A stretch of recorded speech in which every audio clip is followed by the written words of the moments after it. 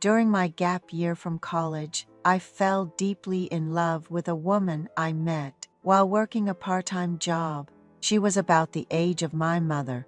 To this day, I find myself naturally drawn to older women, an inclination I can't seem to avoid.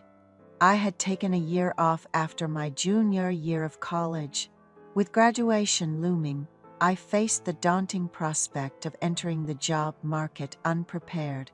Having focused solely on my studies up until then, I decided to take a break to prepare for certification and catch up on my studies. During my gap year, I lived diligently according to plan, meeting up with friends who were also taking time off, encouraging each other along the way. Once I had accomplished what I set out to do, I found myself with some spare time. That's when my aunt, who owned a restaurant a couple of hours away from our house, reached out. Knowing I was preparing to return to school, she asked for my help with the restaurant.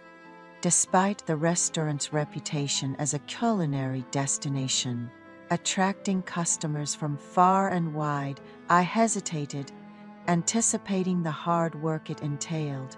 However, the promise of being paid as well as a long-standing employee convinced me to pack my bags and head to her town.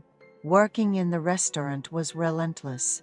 It was financially rewarding but physically demanding. The work never seemed to end, from cleaning, ordering and preparing ingredients, washing dishes, greeting customers, managing reviews, to overseeing staff. My aunt worked tirelessly. I primarily served tables, a task made easier by my previous experience in the field. I was quick to respond to customers' calls. My aunt prioritized the staff's health, providing vitamins and treating everyone to a meal on good days, believing that well-treated employees would work harder and provide better service. She was a savvy business owner who knew how to manage people effectively. On rare occasions when the restaurant was empty, we would close early and take a break. She treated her staff like family, always ensuring we had fresh seasonal fruit and snacks. Despite any possible complaints, her efforts led to high sales every day.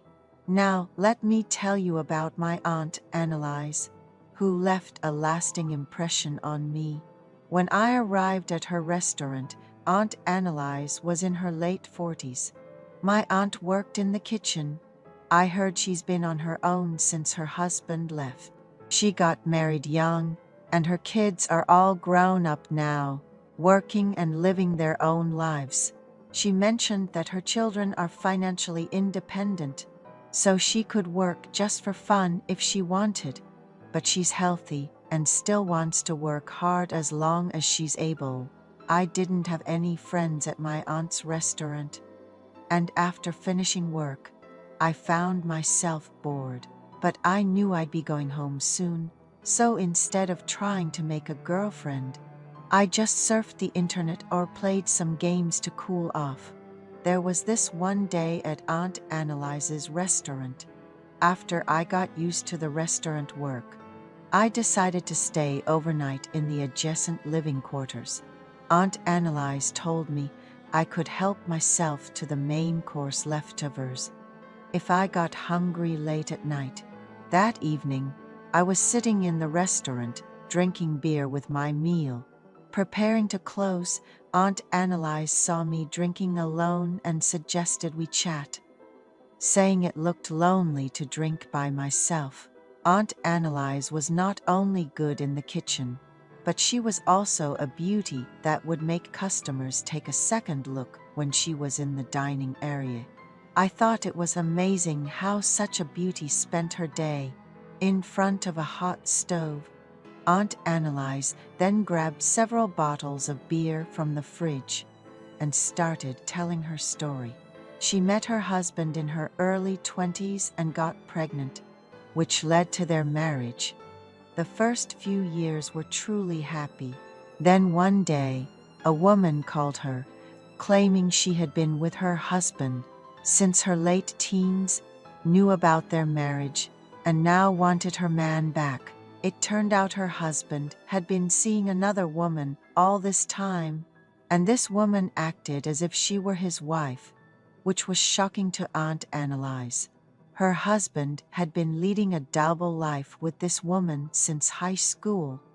Although they had no children together, Aunt Annalise couldn't bring herself to leave him immediately because of their children, so she endured and lived as if they were still married until the kids were grown.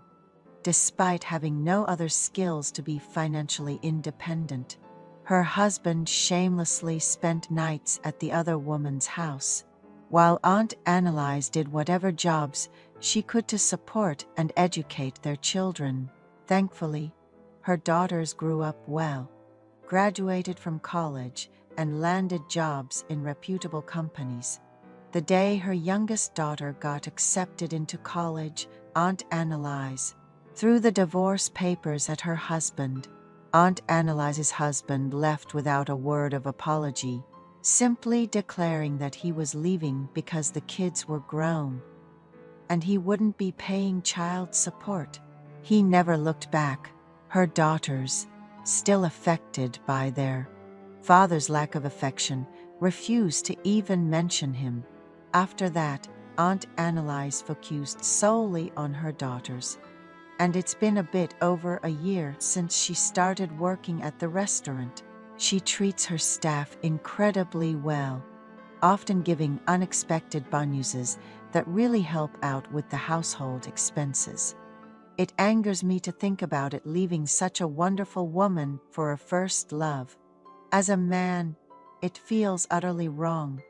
After a few drinks, Aunt Annalise broke down, saying she felt like she had been conned. She was in her early 20s, full of energy and beauty, embarking on her first relationship and building a family, only to end up like this. Seeing Aunt Annalise cry her heart out, I didn't know what to do, but ended up holding her hand. Aunt Annalise's restaurant actually consists of 2 buildings, the main one for the restaurant and a small residential building next to it. On days she couldn't go home, she'd stay in the residential building, and sometimes the staff would rest there during breaks. I've stayed over at her place, but sometimes I slept in the residential building too. After calming down, Aunt Annalise said she was heading home, and I was getting ready to stay in the residential building. Then she came knocking, saying she had told a child younger than her own daughter everything and asked me to pretend not to know anything in the future. I agreed, of course. She wanted to go home, but felt too weak and decided to sit for a while. Having had a few relationships in college, I immediately picked up on the signs. We spent the rest of the night together. Since then, we've been exchanging meaningful glances at the restaurant, our secret known to no one. Aunt Annalise would pretend to leave work, waiting until the staff had gone, and then we'd be together in the residential building. Meeting Aunt Annalise while working part-time has been a real blessing. It's been 4 years now. I've landed a job at my desired company and work hard. On my first payday, I bought Aunt Annalise a scarf that suited her perfectly, and she smiled like a young girl, saying she felt loved. Aunt Annalise, now well into her 50s, still holds a special place in my heart as a beloved woman. With my wedding to my girlfriend 3 months away, I guess it's time to end things with Aunt Annalise, right? I'm not sure how I'll cope with missing her, the woman who matured me during my reckless 20s, but that's a worry for another day.